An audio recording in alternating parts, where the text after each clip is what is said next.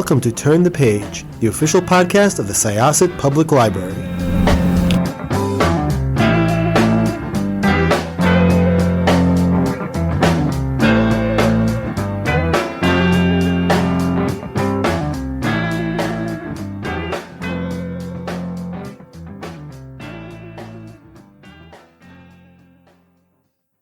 Hi, this is Jessica with Turn the Page podcast, and we are welcoming back one of our favorite guests. Please tell us who you are and about your latest book. Oh, yeah, this is Grady Hendrix. I'm the author of books like My Best Friend's Exorcism and the Southern Book Club's Guide to Slaying Vampires. And my new book out on July 13th is the Final Girl Support Group, which is it's about final girls. And if listeners don't know what those are, final girls are the women who survive a horror movie, mostly intact. They're the ones who sort of, get away from the incredibly slow moving killer with the impractical weapon, kill him, and then often get taken away in an ambulance screaming, or, put in the back of a police car, or run into the arms of their worried boyfriend or something, and sometimes just stare off into the middle distance numb. And I always sort of wondered what happened to those women next. Like what happens the next day, and how do you sort of live the rest of your life in the shadow of the worst thing that can possibly happen to you? And so the Final Girl Support Group was the way I sort of worked through that. It's about these women 20 years later, and some of them are doing great, and some of them are in a lot of denial, and some of them are doing great when they drink enough vodka, and others aren't doing well at all. And they have a group therapy the session, and someone starts to kill the women in this these final girls in their group therapy session one by one. So I thought there were a lot of clever things about this book. But the first thing I want to mention is, I guess other than Horror Store, because My Best Friend's Exorcism and the Southern Guide to Book Club Guide to Slaying Vampires took place in the same neighborhood, which I think you've mentioned is based on your own neighborhood growing up. Was it hard to depart for this one? Well, Horror Store was set in Cleveland, and We Sold Our Souls was in sort of the Lehigh Valley area of Pennsylvania. And so this is LA. This is actually easier. I lived in LA for about a year and a half. So that was actually relatively simple. But yeah, it's always, I do a lot of research, and usually my research is about very specific, either jobs someone has, or a lot of times it's about geography, like where things are and how they fit together. And so a lot of this book research was geography. Excellent. I have to say, I was not necessarily expecting an LA story. Oh. Not that it was bad, because it actually fits very well into the fact that final girls are a product of show business. But what kind of research did you do into that? Are there any like actual final girls, you don't have to name names, in the true crime world? No, this final girls, really, that term was coined by Carol Clover when she wrote a book called Men, Women, and Chainsaws, which is a wonderful book, by the way. I love it so much. It's one of the few books from college that I did not sell back to the bookstore, because I just knew I wanted to have it on my shelf.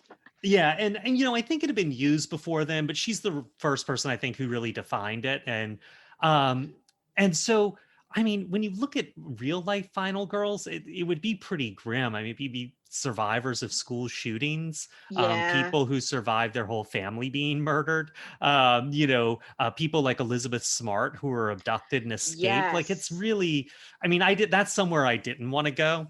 I think, the stuff I'm talking about with these women has a lot more to do with sort of entertainment and a lot less to do with PTSD and sort of individual trauma over absolutely horrific things happening to you. Yes. So yeah, as far as real life final girls, I don't think there are any who would get that classification.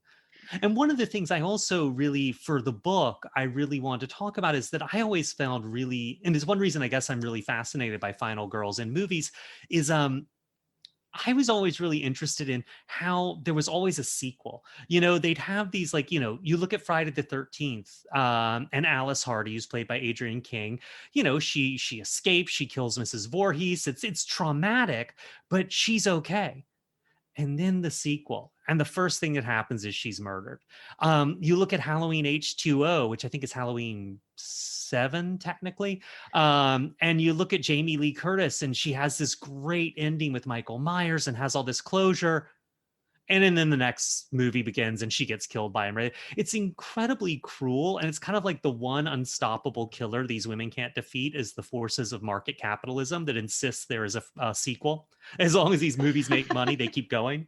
Right. And that was one thing I thought was super interesting about how you frame the story. So you have the Final Girl support group, and there have been movies based on each of their traumas, and Right. there are websites devoted to it, and there are people on Reddit complaining about the fact that people still care about them and that they're all old now. It's very it's very expansive, and it felt very real. It felt like bringing the idea of entertainment to reality in a very good way, but not in the way that you were talking before, where you Right. talk about, like the PTSD and the grim real life things that happen. You're thinking about them in terms of with the framing of these slasher films, but some of the films that were made are crazy. So you have like your typical camp slasher, which actually is sort of the restart of everybody else's, because the final girl for that one is Adrienne. Yeah. And Adrienne's story, even though Adrienne is not really the final girl whose eyes we see everything through, her story sort of jump starts the rehashing of everything. Right. And but then you have something, like, what was it, Gnome Coming? Gnome Coming, yeah. Well, Gnome Coming's funny. So that is one that belongs to the Canadian Final Girl, because slasher movies got their start in Canada in the 70s and 80s. For about 10 years, the Canadian government would let a producer deduct their entire production budget from a movie from their taxes. And so lots and lots, I think it was like 250 of these so-called tax shelter movies got made in Canada. So the very first, there are earlier examples. There's a movie called 13 Women from the 30s. It's very slasher-like. There's Psycho by Alfred Hitchcock from 1960.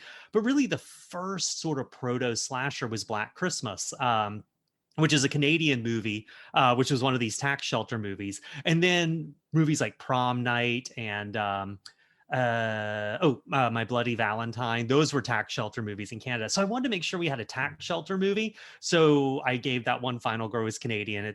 The Gnome Coming, which is the Canadian slasher. But I also, there's also those Leprechaun movies, which follow something of the slasher formula.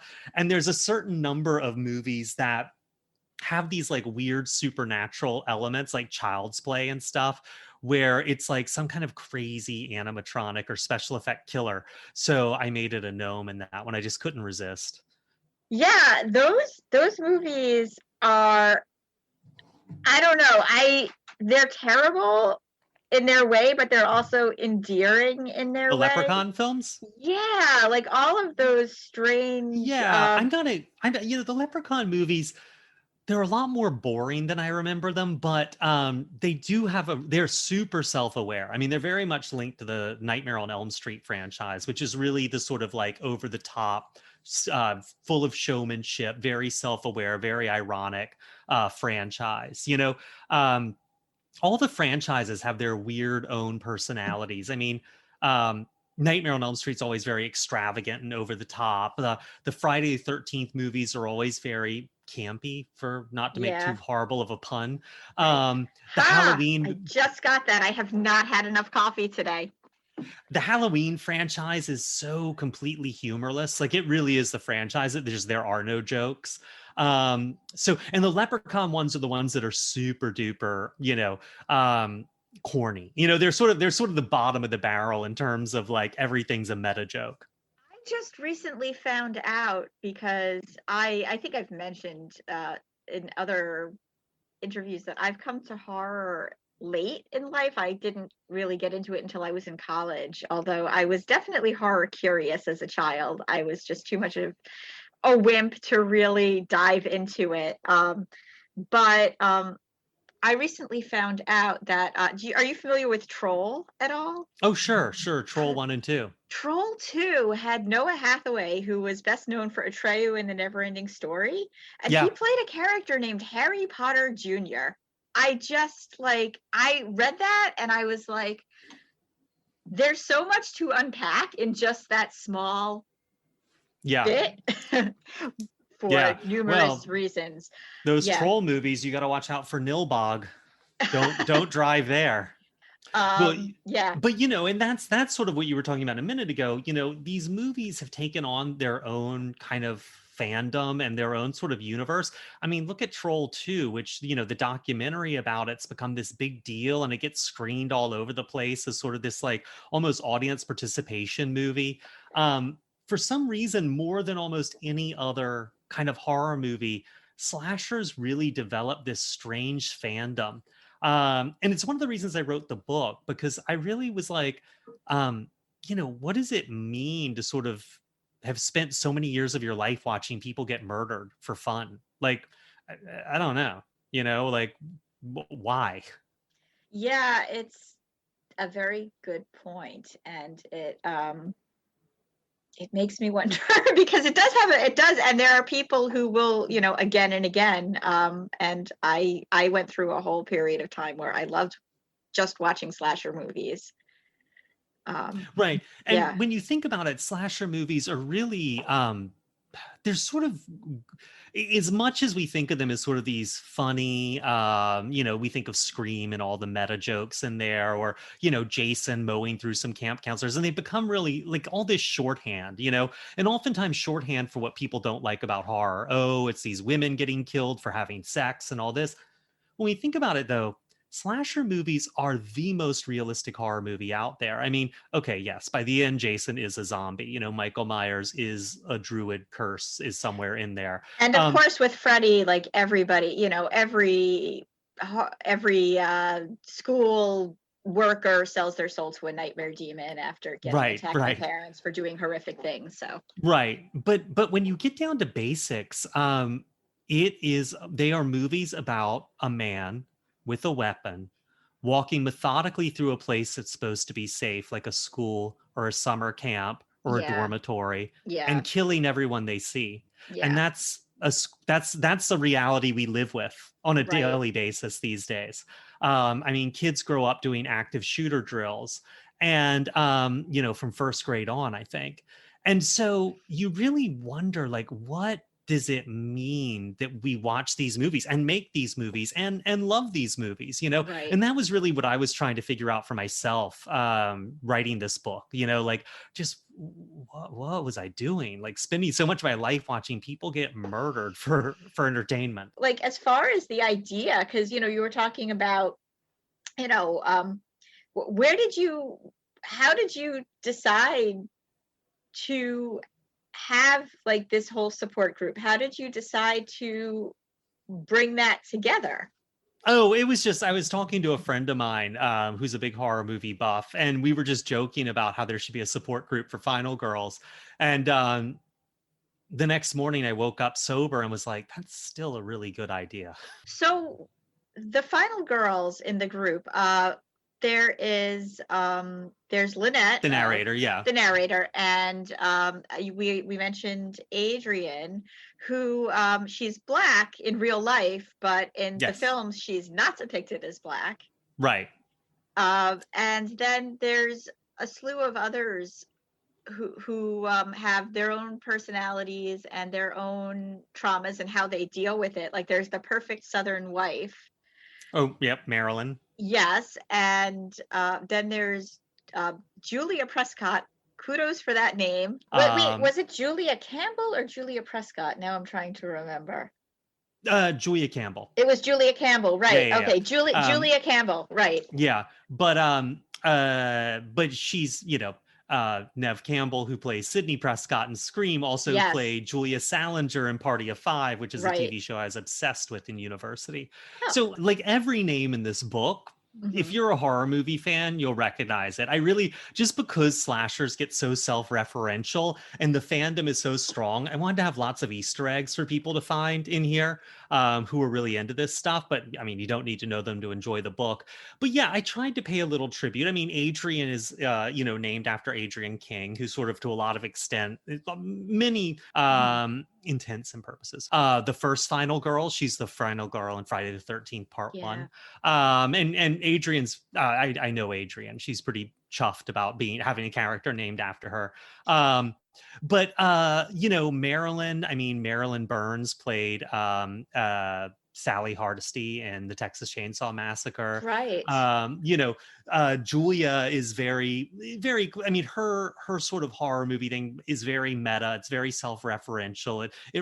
It's very similar to the Scream franchise in some ways. I mean, there are all these little bits, but even down to police officers, people's names on reports. If people start Googling those, they'll go down rabbit holes that I planted for them. So how was this? So this is actually, I noticed, is this the first book that is published not by Quirk?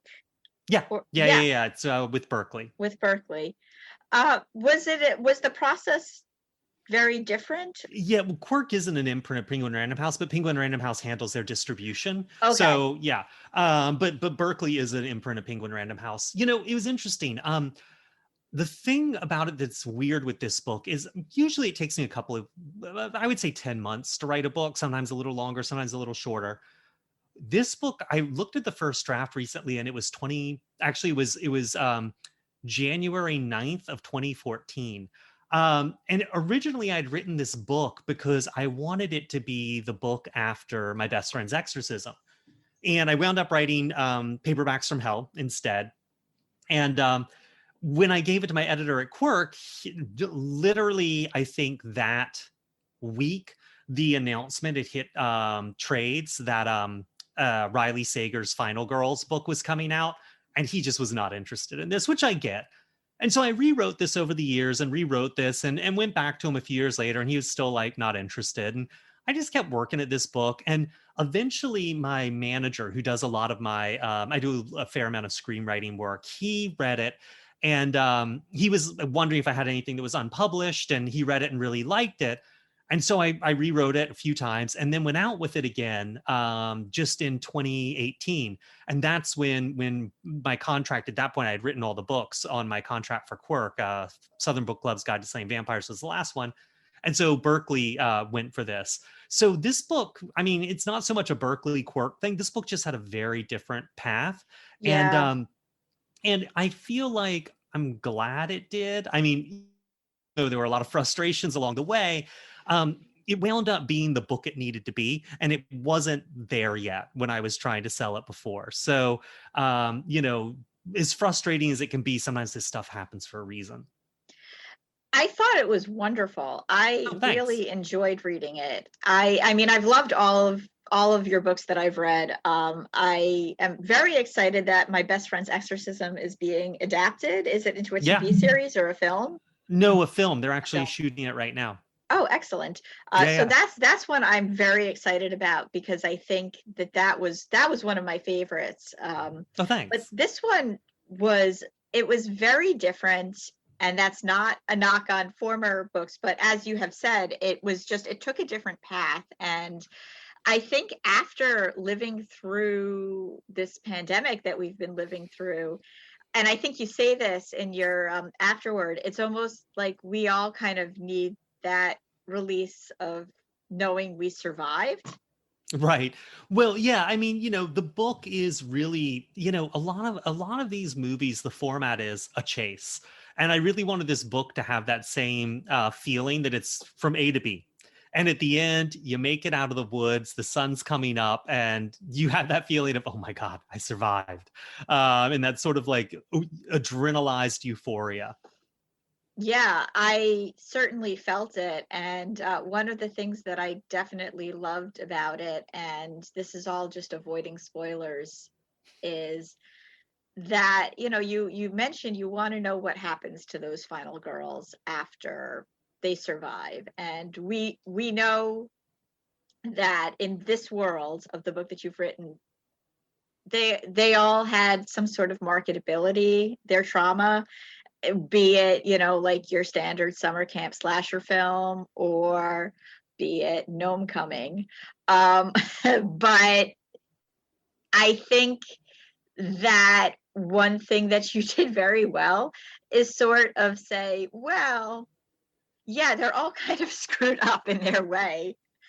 Right. Yeah, like, as Lynette sort of goes through trying to figure out exactly what's going on and, who's targeting them, she sort of, she goes one by one to each of them, and or their paths cross, and it's like, okay, like, is this one like, you think that this one, well, she's doing okay because of this, and it's just like, yeah, no, not at all. Right. Actually, there's this whole laundry list of issues. Right. Well, it's interesting. I mean, I don't like to speak to trauma just because I'm not a trauma therapist. I write books that I hope are entertaining. But Yes. there is an element where that always sort of struck me with slasher movies is that, and also with reality to some extent, is there's a real tendency to encourage people to sort of commercialize their trauma. Yeah. And sometimes I feel like that's part of someone getting over something, right? Like, you look at I think it was Educated that came out last year, the year before, the memoir about the woman who grew up in a really bizarre family, and her father who was extremely violent and everything, and you hope that writing about that and sort of telling her story was some part of her healing process. But you see it even down to, but there's also an element where she is commercializing her trauma. And you even see it down to someone wrote an op-ed recently that was in the New York Times about selling their trauma as their college essay. That like, oh, I grew up poor and with a single mom. My dad died when I was very young, or whatever it was. And then I was encouraged to turn that into my admissions essay. And there is this element where we like to reduce people to the worst thing that's ever happened to them. Yes. And but people have lives outside that. Like, the worst thing that ever happens to person X, they also have a Saturday night. They also have the best things that happen to them. They have other stuff. And so I really wanted to get at that with the characters in the book, that yes, this overshadows a lot of their lives, but they also, some of them, not all of them, but have lives and have moved on and have other things happen.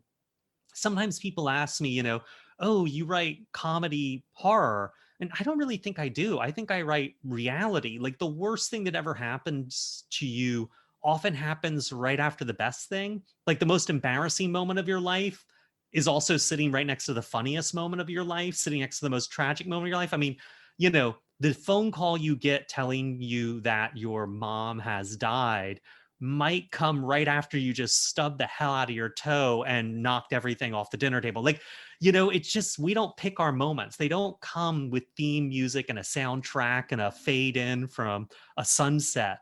And so I feel like I like to write about that sort of awkwardness of how real life and the sort of mundane everyday stuff sits next to these incredibly heightened, horrific experiences. So, that all said, is there any look at adapting this into any kind of media?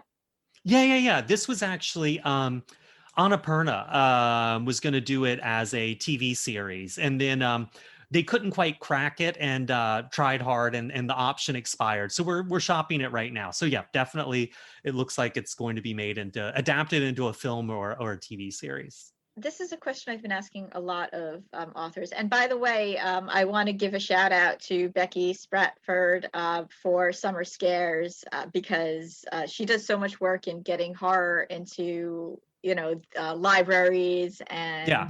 I believe you were her first celebrity face of summer scares, if I Yeah, recall. Becky and I Yeah. actually came up with the summer scares idea together. She and I had been talking, and she did the legwork to turn it into reality. So yeah, I was happy to jump in. She does a ton. She's awesome. So one of the things I've been asking a lot of authors is, what are you reading? Like, what's something that you enjoy reading? Oh yeah, well, whenever I write a book, I usually, instead of doing sort of readings or anything to promote it, I do a show sort of about the book. Right. So I usually do all my research afterwards. So right now I'm reading a ton of serial killer and sort of slasher books to get ready to go out with a show for Final Girls this summer. And some of them are really, really terrible. I just read Rockabye Baby, which has a really amazing Lisa Falkenstern painted cover. It's from 1992, I think, maybe a little earlier, of a guy dressed as a nurse holding a broken baby doll. And the book is just a mess. I mean, serial killers were sort of the big trend in the early 90s. And really, if you had a serial killer in your book, it didn't matter how bad the book was, you could sell it. So this thing, it just lifts chunks directly from Thomas Harris's Red Dragon. It adds in this weird hillbilly magic kind of thing, and it's bizarre. But there are good ones out there. I mean, I just reread those first two Thomas Harris books, Red Dragon and Silence of the Lambs, because as far as I'm concerned, he didn't write any more books. There's a great book I just finished, because there's a whole trend of books that are told from the killer's point of view. And I'm not sure. I'm sort of tracking those back. And I just read Dorothy Hughes in A Lonely Place from 1947, which is really fantastic. Sort of the big book like that would be The Killer Inside Me, Jim Thompson's 1952 novel, or maybe a little later than that. But she wrote one before him. There's a great book I just read called Night Calls, about a serial killer who murders people and makes a chandelier salesman named Chad listen to him do it over the phone. So I mean, What? I'm just reading all this sort of crazy old stuff. I read, Yeah. when I'm in this sort of phase, I'm reading very little that's new, because I'm all reading the old stuff to sort of get my groundwork in, do my homework. Awesome. I'm very intrigued by the last one you mentioned. Oh, Night Calls? Yeah. Yeah, it's by Rex Anderson. I think you can still find copies out there. Oh, wow. Well, thank you so much for all of those. That's wow. That everybody write those down, especially that Not last Rockabye one. Baby. Not Rockabye Baby. So are you after the show, do you have another book that you're thinking of writing? Oh, yeah, I'm in the middle of writing it.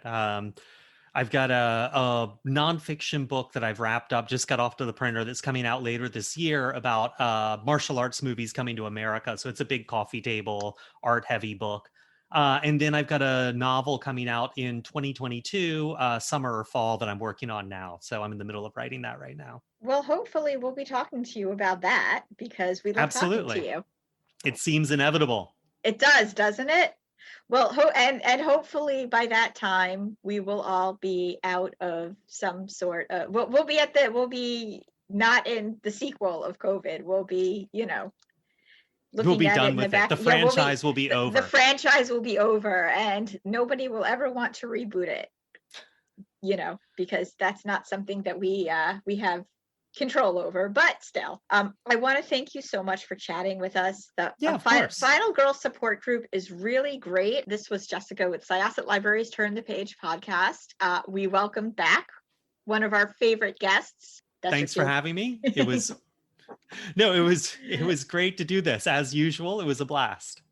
And check out the Final Girl support group, due out on July 13th. This episode should drop to coincide with that release. And Syosset Public Library is doing a ton of summer scares programming throughout the summer. So if you have not caught on to it, please check our website and see what's up next.